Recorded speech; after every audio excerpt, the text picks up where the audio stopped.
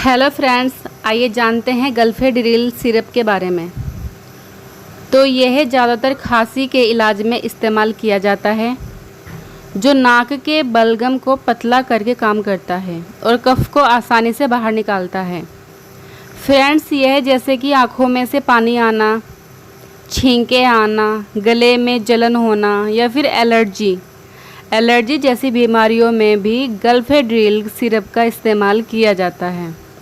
तो फ्रेंड्स, मैं आपको एक बात बता दूं, यदि कोई गर्भवती महिला है या फिर वह गर्भ धारण करने की प्लानिंग कर रही है, तो वह गल्फेडिरिल सिरप का इस्तेमाल अपने डॉक्टर के कहे अनुसार ही करे, क्योंकि उसके साइड इफ़ेक्ट्स भी हो सकते हैं जो बच्चे के लिए ठीक नहीं हो सकते।